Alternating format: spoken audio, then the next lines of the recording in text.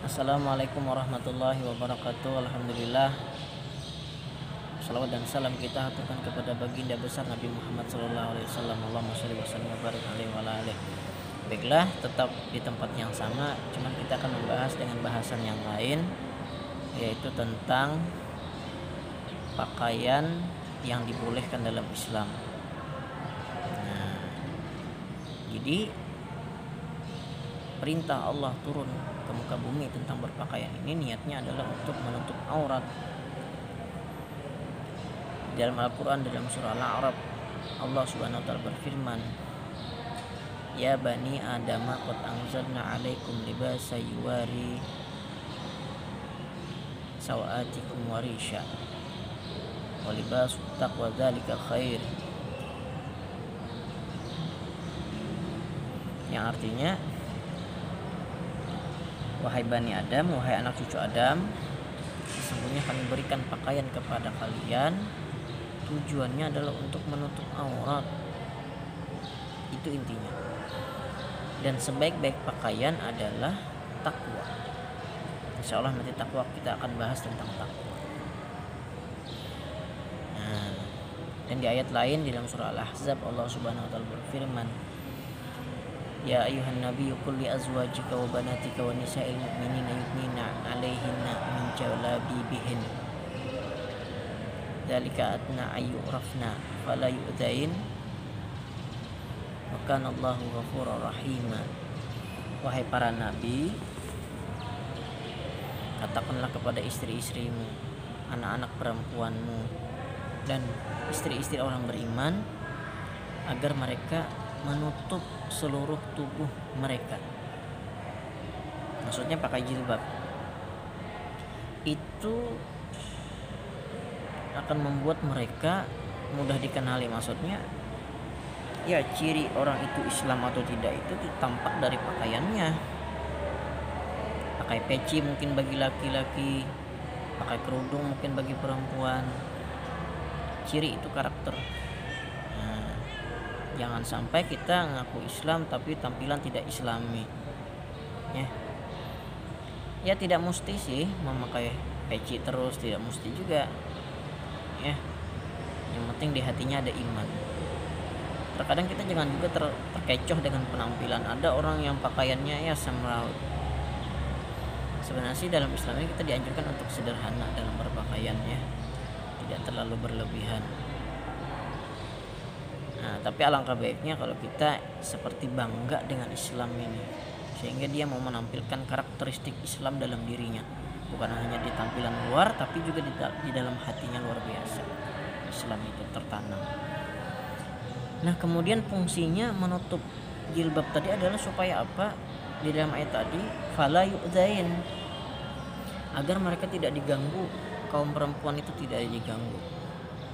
Karena coba kita bandingkan, misalkan ada permen, ya, biasanya ada kalau permen yang berbungkus, yang pakai kayu, yang pakai batangan kecil itu, yang bisa buat dimakan.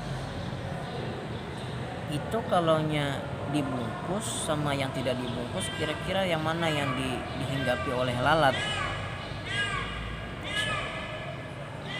Kira-kira permen mana yang dihinggapi oleh lalat? Apakah permennya dibungkus rapi dengan plastik atau yang dibuka? Dan kalau misalkan penonton mau memilih permen yang sudah terbuka, plastiknya atau yang masih tertutup, pasti memilih yang tertutup karena itu terjamin kebersihannya. Nah, begitu juga dengan perempuan. Apabila dia diganggu oleh laki-laki, cari tahu dulu, barangkali perempuan itu sendiri yang memancing-mancing dia digoda oleh laki-laki karena tidak menutup aurat. Misalkan ada dua orang yang jalan, yang satu menutup seluruh tubuh dengan pakaian, yang satunya pakai rok mini, tangannya sampai sini, tidak pakai kerudung. Kira-kira yang mana yang digoda oleh laki-laki? Yang pasti adalah yang perempuan yang tidak menutup kerudung tadi. Nah, itulah tadi ayat atau dasar hukum wajibnya kita menutup aurat. aurat laki-laki berkisar dari pusat sampai lutut. Nah, jadi saya berharap nih bagi orang-orang yang ikut olahraga sore, kalau yang main bola usahakan ya celananya yang panjang aja lah. Ya meskipun dilihat agak norak, cuman Islam memang mengatur seperti itu. Itu aurat, hukumnya haram terlihat oleh orang. Oleh karena itu meskipun kita sesama laki-laki mungkin ya, tetap hukumnya harus ditutupi aurat kita. Kenapa? Karena dengan sebab itu banyak, mungkin tidak semua, yang menjadi gay. Gay itu kawin sejenis. Nah, itu dilaknat oleh Allah Subhanahu wa taala. Kemudian perempuan juga begitu. Oleh karena itu ada yang namanya lesbi. Barangkali disebabkan oleh terbukanya aurat dan timbullah nafsu syahwat dari syaitan. Jadi upayakan kita untuk menghindari itu. Jadi kalau bisa olahraga itu supaya bernilai ibadah, bukan hanya ya keluar rame-rame, tapi juga ditutup auratnya sehingga bernilai ibadah dan diniatkan untuk Allah supaya fisik menjadi kuat. Itu niat berolahraga agar mendapat pahala nih olahraga tersebut. Nah, adapun pakaian yang dibolehkan dalam Islam itu empat kategori ya. Yang pertama itu menutup seluruh tubuh kecuali yang bukan aurat. Sekali lagi, menutup seluruh tubuh kecuali yang bukan aurat. Saya katakan tadi laki-laki auratnya dari pusat sampai lutut. Kalau perempuan seluruh tubuh kecuali tangan dan wajah. Oleh karena itu wajah ini tidak wajib bercadar ya. Saya memakai yang tidak wajib bercadar. Akan tetapi katanya untuk menghindari fitnah akhir zaman ya, agar menghindari adanya godaan daripada kaum pria, mereka menutup cadar untuk sebagian wajah, hanya terlihat mata. Ya bagus sih, bagus. Nah, untuk menghindari godaan itu.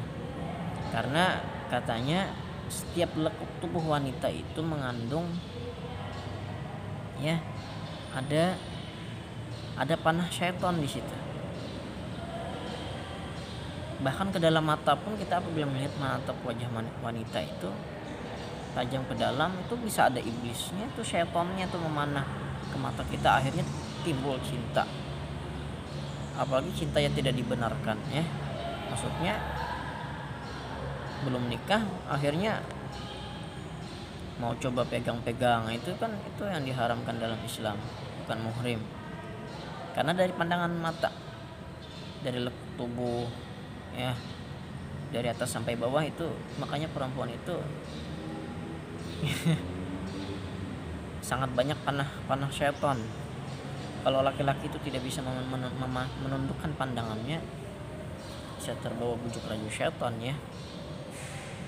Nah, oleh karena itu kata Rasulullah, apabila sudah dirasa mampu untuk menikah, maka menikahlah, supaya salah satunya ya dapat menundukkan pandangan daripada lawan jenis, yaitu wanita. Karena wanita ini ada fitnahnya sangat besar di akhir zaman ini. Ya Allah. Nah, baiklah. Kemudian yang kedua adalah tidak transparan. Percuma pakai pakaian tapi bajunya terlihat yang di dalamnya. Ya.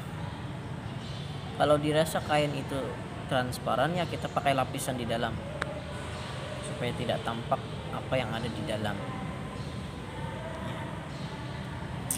Kemudian pakaiannya longgar, tidak ketat. Sekarang ini baju makin ketat-ketatan gitu. Padahal ketat itu berbahaya untuk kesehatan tubuh ya. Karena kulit kita ini juga perlu rongga udara. Di dalam kulit kita ini ada pori-pori yang harus tersentuh angin, udara. Kalau tidak, dia kalau ketat itu seperti menyisit ke kulit, sakit itu, berbahaya untuk kesehatan lah intinya. Jadi kalau bisa kita jangan juga terlalu lebar ya, yang sedang-sedang saja disesuaikan dengan tubuhnya masing-masing. Kemudian tidak berpakaian yang seperti lawan jenis. Laki-laki ternyata pakai kerudung, ini tidak boleh dalam Islam. Laki-laki pakai pakaian yang berumbai-rumbai misalnya, itu kan agak kecewe-cewean, itu dihindarkan, itu jangan sampai. Kalau laki-laki yang mana sepatutnya dipakai laki-laki ya dipakai, kalau perempuan ya yang sepatutnya dipakai oleh perempuan ya dipakai. Karena di dalam hadis Rasulullah sangat melaknat orang yang berperilaku atau berpakaian sama seperti lawan jenisnya. Laki-laki ternyata seperti perempuan sikapnya. Kalau kita sudah terlahir sebagai laki-laki ya syukuri, itulah takdir Allah. Jangan kita menyelewengkan takdir Allah. Kalau yang dilahirkan sebagai perempuan, jangan juga terlalu tomboy. Ya tegas itu boleh, tapi jangan juga terlalu. Ya perempuan itu kan karakteristiknya lembut, ya santun, itu perempuan yang baik. Jangan kasar. Laki-laki juga kalau kasar tidak baik juga, maksudnya sedang-sedang aja, disesuaikan dengan dirinya siapa, laki-laki atau perempuan. Karena dulu di zaman Rasulullah pernah ada seorang perempuan yang memakai pakaian perang dan ada alat panah di belakang. Lalu Rasulullah bersabda, sesungguhnya perempuan itu dilaknat oleh Allah Subhanahu wa taala. Kemudian ada juga Rasulullah melihat laki-laki yang menggunakan cincin emas. Didatangilah oleh baginda Rasulullah SAW dan dicabut oleh Rasulullah. Kata Rasulullah kepada pemuda tadi, wahai pemuda, ketahuilah bahwasanya di tanganmu ini ada api. Karena laki-laki ini hukumnya haram memakai sutrah, kain sutrah dan emas, hukumnya haram. Kalau mau menikah laki-laki ya jangan pakai emas, cari yang lain. Perak kah? Kalau emas putih ya sama saja kalau itu emas. Perak atau logamnya yang bagus. Karena emas itu pun bukan, cuman adat kebiasaan kalau menikah seperti itu. Dalam Islam tidak ada sih anjuran seperti itu. Dalam artian khitbah ya, meminang perempuan dengan cirinya ada cincin. Nah, jadi kata Rasulullah SAW lagi, barang siapa yang menggunakan sutra di dunia maka dia nanti tidak akan memakai sutra di akhirat. Karena katanya para penghuni surga itu menggunakan pakaian sutra, pakaian yang indah-indah ya. Jadi itulah tadi 4 pakaian yang dibolehkan dalam Islam. Yang pertama yaitu pakaian yang menutup seluruh tubuh kecuali yang bukan aurat. Kemudian tidak transparan. Kemudian tidak ketat atau longgar. Kemudian pakaian tadi tidak menyerupai lawan jenis. Ya, semoga kita bisa lebih dalam memahami Islam ini, supaya Islam bukan hanya formalitas tapi juga mendalam ke dalam hati dan perbuatan kita sehari-hari. Terima kasih atas perhatiannya. Mohon maaf jika ada kekurangan kekhilafan. Wassalamualaikum warahmatullahi wabarakatuh.